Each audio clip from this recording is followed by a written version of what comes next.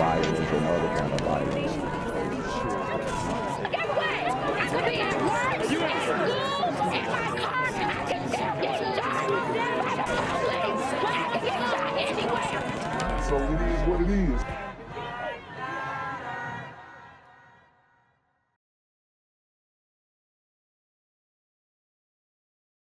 What's good, YouTube? It's the Black Gen Z Mindset. Make sure you go ahead and like, comment, share, subscribe, and let's get into the video. Do you see garbage all around when you go into the subways? Is there any concerning smells again? Well, the number one thing I smell right now is pot. So I wanted to show this clip because I think it pretty much sums up Mayor Eric Adams' mayoral reign, if you will, so far. A lot of denial, a lot of propping up the city when it's arguably in one of the worst positions that it's ever been in. Okay? And it's not strictly because of him, but a lot of the moves that he has made have been counterintuitive to getting the job that needs to be done actually done. Okay? So this woman asked him if he thinks that the New York streets pretty much smell like crap. And he says all he smells is weed. So he might have smoked a doobie right before this speech. It's like everybody is smoking a joint now. Everybody has a joint. I'm not smelling. Maybe I have a New York nose that, A New York nose.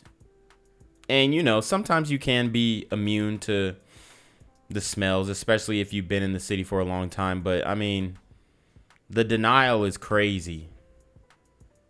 It's crazy. I'm not smelling, filth. Well, here in the Alert Center, we are following breaking news after a man is now fighting for his life after he was stabbed. And the person responsible for stabbing him is right now on the loose. Now, police tell us that this all happened just hours ago at 3:15 a.m. at the J Street Metro Tech station. They say that man was about 20 years old. He was stabbed and he is now in critical condition. Can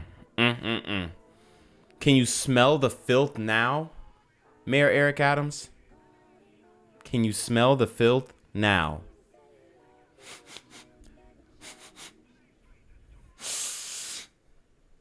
It smells like Super Gremlins on Demon Time. And they also tell us that he's not being very cooperative, so we don't know exactly what led up to this incident, but we're going to continue to follow this very closely here. Anthony? Be a violent scam happening in Brooklyn. A driver yesterday beaten up by a man who accused the driver of hitting his car. He didn't. Surveillance video shows 4 men surrounding the victim on a street in Crown Heights. The supposed accuser punching him in the face several times. Wow, the streets of New York are not safe, y'all. It's not safe. Dudes is faking getting accidents with you just to beat you up. That's different. All the while, the victim saying, let's just call the police about this. In the end, the victim hands over to the entourage more than $100 in cash. Woo! New York cops now trying to identify the attacker and the others. Washington Bridge. That's the span over the Harlem River that connects Manhattan and the Bronx. NYPD is investigating a deadly shooting on the Washington Bridge. That's the span over the Harlem River that connects Manhattan and the Bronx. CBS 2's Jenna DeAngelis has more on what police are now telling us. The NYPD towed the red pickup truck this morning, hours after it crashed on a ramp to the Cross Bronx Expressway, shutting it down overnight. Inside the truck, cops found a 41-year-old Bronx man shot in the chest.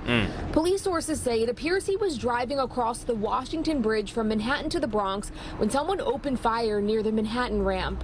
Around 10:40 p.m., ShotSpotter technology alerted police of the shooting in the area of West 181st Street and Amsterdam Avenue. 4 shell casings were found there. Due to the placement of the shell casings, sources say police believe the shooter may have fired from the window of an adjacent vehicle. Wow. So, I mean, you can get clapped right in your car, minding your business, got the music loud. You may not even notice that you cut somebody off, or or, you know, switch lanes too quickly, and they'll kill you for it. They'll take your life for a minor traffic infraction. Remind me again who's hunting us? After being shot, the driver continued across the bridge until crashing on the Bronx side. He was taken to St. Barnabas Hospital but didn't survive. Who did this and why is what police are working to figure out.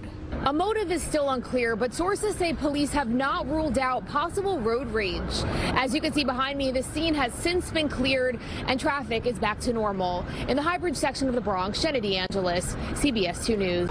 I'm here on the corner of MLK and Frederick Douglass, where a shooting just took place. And as you can see, it's a pretty rough area. So I'm basically risking my life reporting on this madness. So make sure you do me a favor and hit the subscribe button. Like the video, hell, share the video.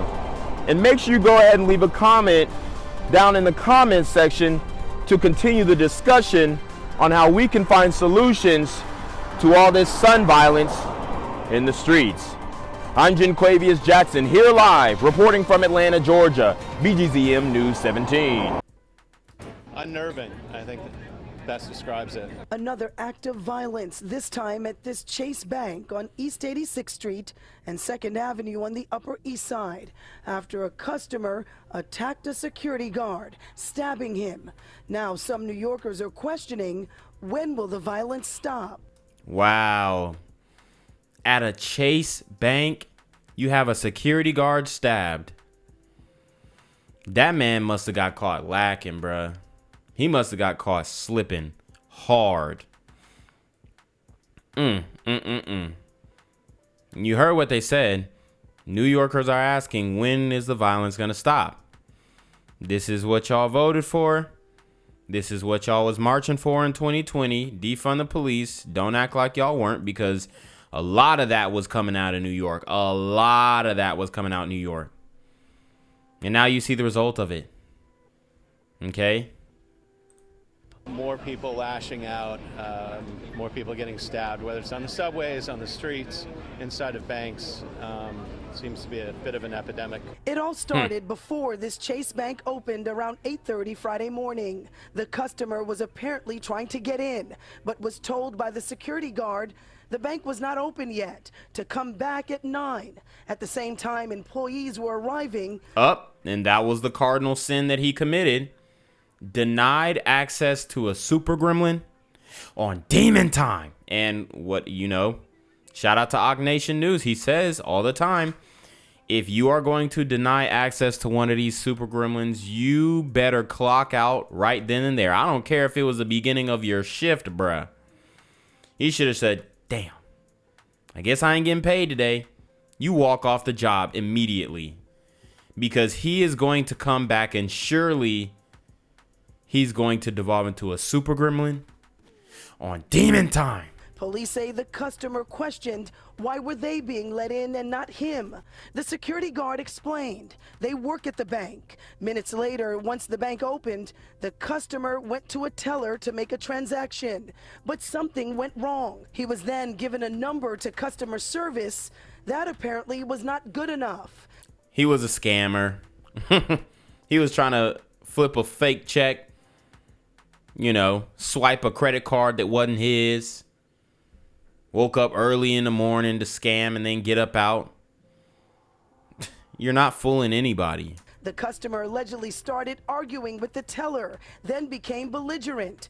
A bank manager stepped in. The guy was being asked to leave, and the security guard, you know, was just doing his job. And you know, for that to happen, to settle, you know, some kind of dispute like that is just psychotic. The scene, a very unsettling sight to people who live and work in the area. Sources tell Pix 11 News surveillance video from inside the bank shows the attack, as well as employees frantically trying to help the security guard. After the attack, the customer ditched his scooter at the doorway of the bank and took off running.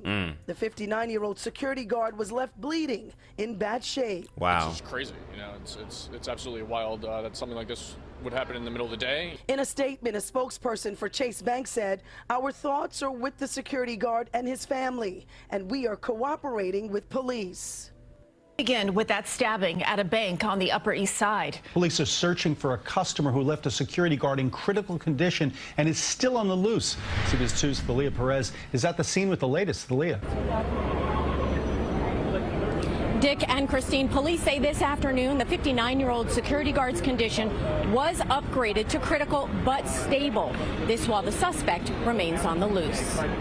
What started out as a normal Friday morning inside the 86th Street Chase Bank branch turned violent shortly after opening its doors at 9 a.m. I was going to come down to the ATM to get some cash, and there's just something in me that made me not go. Police say a man approached the teller who was unable to help him with what he needed. They say he got irate and was asked to leave on his way. I like the words they're using. First he was belligerent, now he's irate. Out, according to police, he pulled out a knife and stabbed a 59-year-old security guard in the neck. I hope the person survives. This is horrific. Andrew Fine, vice president of the East 86th Street Association, a neighborhood group, says business owners are concerned about violent crimes in the area. Happened to bring a knife to the bank with him, which is, not good. Not good. It's just sad. It really is sad. What's the city coming to? What is it coming to? They let the super gremlins take over. Look at the leadership. That's what it's coming to. Okay? Unfortunately, at this stage in history, I do not think that a lot of these individuals in the community, most of them actually, are fit to lead anything, you know? I mean, that's just the reality. You know, a lot of times they say, oh, well, women shouldn't be leaders and you know, women shouldn't be president, or women shouldn't be. Look, man, it's not looking good for minorities out here. The way that the leadership is going, any minority-led city is rampant with crime. So it shows you that at the least, these individuals are enablers. And sources tell us that the suspect is a 6-foot-tall man with long, dark, curly hair. No videos or photos have been released at. Wow. No videos or photos in a bank.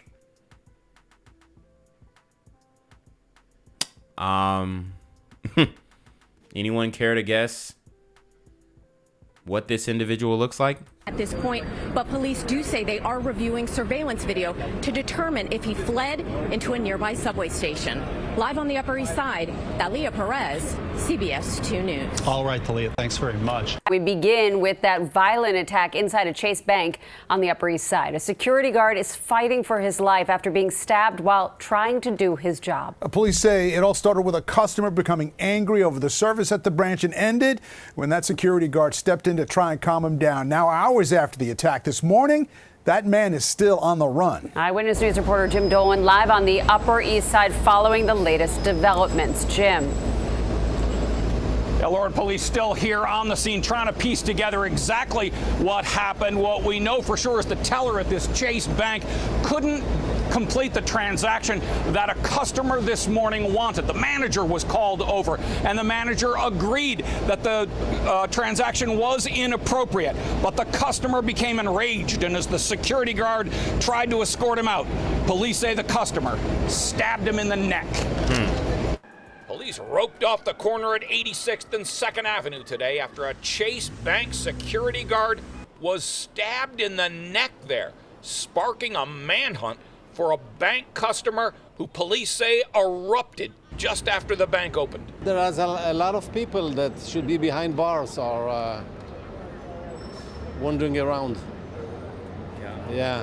You feel like it's more dangerous now? Absolutely. Even before the bank opened this morning, the customer was waiting, trying to get in. When he finally did, he argued with the teller, and then the manager, and then the security guard who was stabbed in the neck, escorting him to the door. The customer ran. I live in New York for 55 years now. I remember the 70s, the 80s, pretty terrible times. Looks like we're going back to those times again. Yep. Yeah, and it's pretty sad. Sad to see. Neighbors stopped to take a look at the police scene. For some, it's all gotten a bit much. I immediately texted my wife, who's away for the weekend, and our lease is coming due in October. And we're like, do we renew? Do we get out of here? And she said, we're leaving the city in October. I can't do this crime anymore. Good. Good. And you could tell they're gliders. You could tell he's a glider. I mean, he's a beta male simp, obviously. Okay. He won't tell us who's doing the crime, but he'll tell you that him and his wife are running for the hills. Okay. You know, I wonder if they'll ever, really identify the issue, or if they're going to continue to sway in the way that they do politically. That's always very interesting to me. I wonder if they have even a clue of why the crime has gotten so bad within just the past couple of years. That guard is in critical condition with massive blood loss. No arrests in this case, but remember, there are cameras all over this bank. Police are pretty sure they know the identity of the suspect. Gang violence and other kind of violence.